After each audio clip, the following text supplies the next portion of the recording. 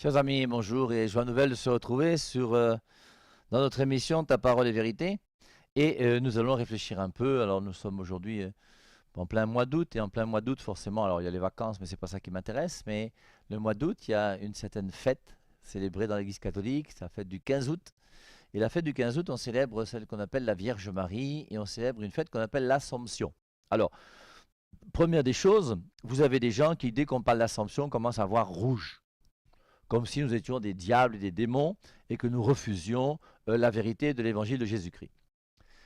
Alors, on va essayer de réfléchir un peu sur la Vierge Marie, et essayer de comprendre ce qu'est la dévotion mariale dans l'Église catholique. C'est curieux d'ailleurs de voir cette haine, j'ai bien de haine, cette méconnaissance, cette ignorance et cette fougue méchante, gratuite, envers la Vierge Marie des gens des nouvelles églises. Pour moi, c'est incompréhensible. Je ne comprends absolument rien. Je n'arrive pas à comprendre que quelqu'un puisse commencer à dire, par exemple, que les catholiques adorent la Vierge Marie. Je suis catholique. Je suis un prêtre catholique, j'étais né le 2 juillet 1989. Enfin, vous connaissez un peu ma vie, ce que j'ai fait, les émissions, tout ce que vous voulez, caravane d'évangélisation. J'ai beaucoup enseigné, forcément, comme tous les prêtres de l'Église catholique. Et comme tous les prêtres de l'Église catholique, je n'ai jamais enseigné qu'on doive adorer la Vierge Marie. L'adoration de la Vierge Marie n'existe pas dans l'Église catholique. Alors je sais qu'il y a des têtus bornés qui m'écoutent, ça ne sert à rien parce que vous êtes bornés et têtus.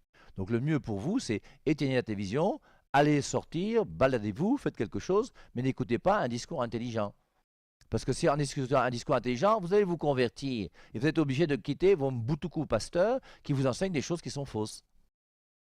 Il faut dénoncer le mensonge. J'ai une horreur du mensonge. Je déteste le mensonge. Et beaucoup de gens qui écoutent le PV Marie, notamment sur mon site YouTube, sont des gens qui pensent que je suis un type intégriste, méchant, haineux. Je n'ai pas de haine du tout. Je n'ai jamais eu de haine envers quelqu'un qui cherche la vérité. Et toute personne qui cherche la vérité est mon ami.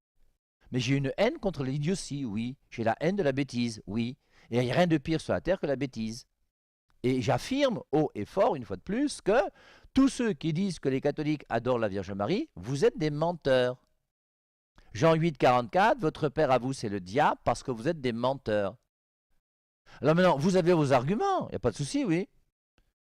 Mais si on veut être objectif, apportez vos arguments. Moi, je vous attends avec impatience. Hein. Vous savez que j'ai une radio ici à Yaoundé. Ma radio, c'est la 100.3. Ça s'appelle Christ Radio. Et sur cette radio, je parle comme je vous parle ici à Canal 2. Et ce qu'il y a de bien, c'est qu'il y a des gens qui peuvent intervenir. Il y a même des pasteurs de Yaoundé qui peuvent intervenir s'ils veulent.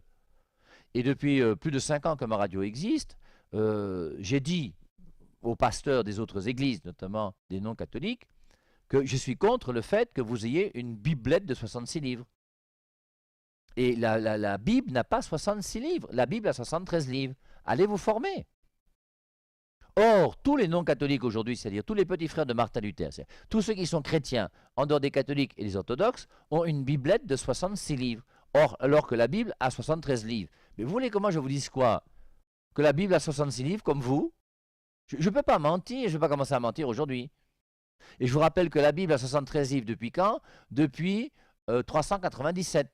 Et la Bible est née en l'an 400, traduite par Saint Jérôme de Stridon, comme on le sait déjà maintenant dans notre émission Ta parole est vérité.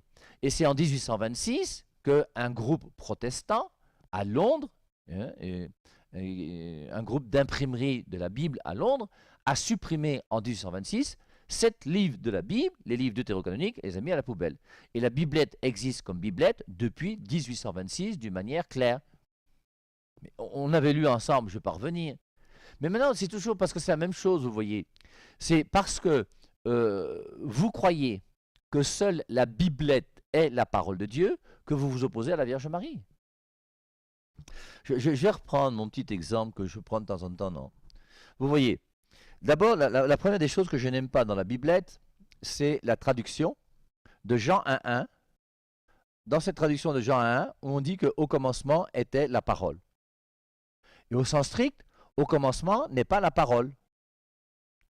Au commencement est le verbe.